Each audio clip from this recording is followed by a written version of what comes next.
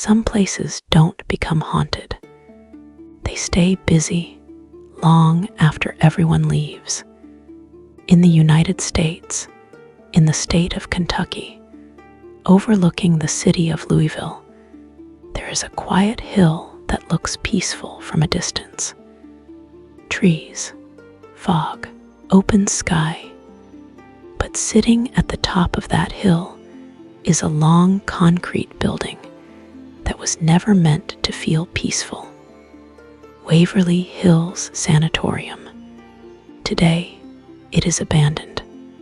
Broken windows, cracked walls, empty corridors. But once, this place was full of people, and most of them never left alive. In the early 1900s, Waverly Hills was a tuberculosis hospital. At the time, there was no cure. Patients were brought here to be isolated from their families, from the city, from the world. Thousands died inside these walls. Bodies were quietly moved out through a hidden passage known as the body chute, so the living wouldn't lose hope. Today, Waverly Hills is considered one of the most haunted places in America. Visitors report coughing in empty rooms, shadow figures at the end of hallways, hands brushing their arms where no one stands, and almost every story leads to the same place. The 5th floor. Staff, investigators, and guards all agree on one thing: that floor never feels empty. What you're about to hear is not a documentary. It is not an urban legend. It is a story connected to this real place, and it begins with a night nurse who thought she could handle silence. Emily Carter had worked night shifts before. She preferred them. Fewer people, less noise, less pretending. When she accepted a temporary nursing assignment at Waverly Hills, now under renovation for historical preservation, she expected routine work, monitor equipment, secure rooms, document findings. No patience. That's what they told her. On her first night, the supervisor walked her through the building. The hallways curved gently, designed to circulate fresh air and early treatment before antibiotics existed. "Stay off the 5th floor unless instructed," he said casually. Emily stopped. "Why?" The supervisor hesitated. "People hear things," he said finally. "And once you hear them, it gets harder to sleep." Emily smiled. "I'll manage."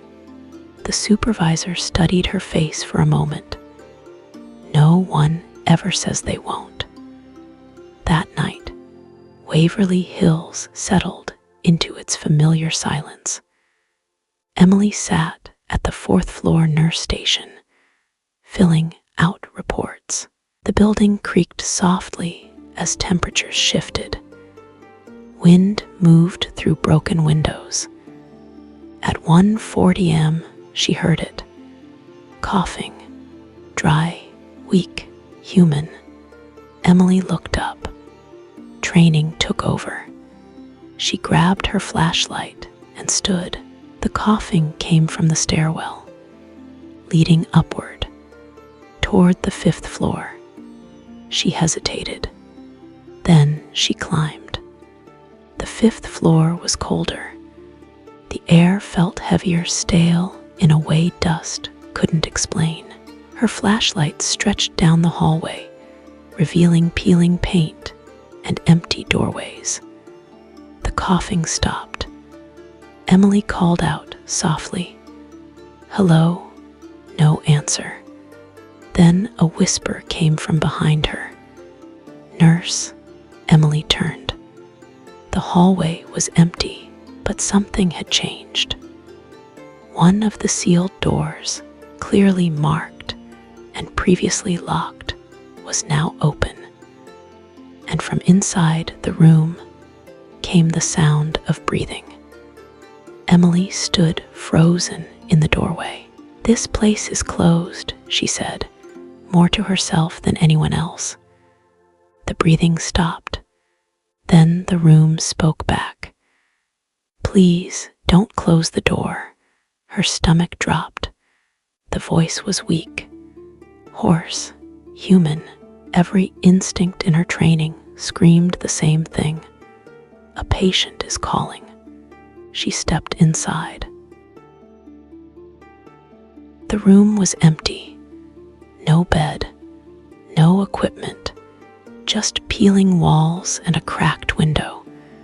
But the air was warm, humid, sick. Emily stepped backward. The door closed behind her, not slammed. Carefully, she grabbed the handle. It wouldn't move. Her radio crackled. Static, then coughing. Not from the radio, from the hallway. Emily turned slowly. The corridor was no longer empty. Figures stood along the walls, thin, motionless, exhausted. Hospital gowns clung to fragile bodies. What Emily didn't know then, voice soft, intimate, is that everyone who heard a voice on the 5th floor heard it only once. And every one of them described the same thing. "Help us," one whispered. Emily shook her head. "You're not real." A woman stepped forward. Her face was pale, eyes sunken, lips darkened by sickness. "I died here," she said calmly, "but no one told us how to leave." The hallway filled with coughing, dozens of voices overlapping. Then Emily smelled it. Antiseptic, blood, decay. The lights flickered. The figures began moving, not toward her, toward the far end of the hallway, toward the body chute. Images flooded Emily's mind. Stretchers rolling silently at night, sheets pulled over faces, bodies disappearing down a dark, sloped tunnel. "They didn't want us to scare the others," the woman said, "so they hid us." A child's voice whispered, "They kept telling us tomorrow."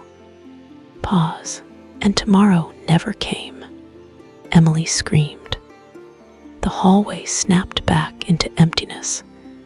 Her radio finally came alive. "You need to leave," the supervisor said. Now, Emily ran, down the stairs, heart pounding, lungs burning. She locked herself in the nurse station. All night long, she heard footsteps above her, slow, dragging, and sometimes coughing. At dawn, the supervisor found her sitting on the floor. "You saw them," he said. "They think they're still patients," Emily whispered. Some never realized the treatment ended. Before leaving for good, Emily asked one last thing.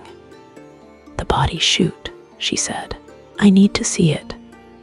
The supervisor hesitated, then handed her a flashlight. "Once you go down," he said, "don't stop walking."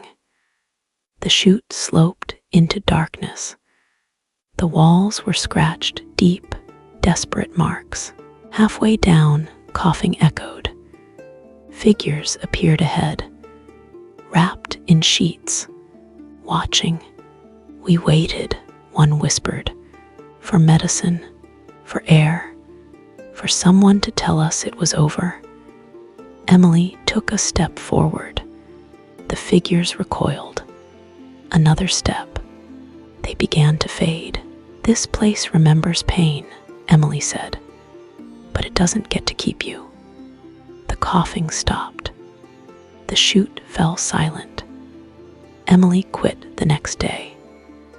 Waverly Hills remained open for tour. Some visitors laugh. Some leave early. Some feel uneasy without knowing why. Every so often, someone reports coughing on the 5th floor. Emily never returned. But sometimes, late at night, she dreams of open windows and voices finally learning how to rest. Final CTA voice, slow, confident. Waverly Hills doesn't need belief. It already remembers. And the next place I'll tell you about is still standing, still open, and still listening. Subscribe, because silence isn't always empty.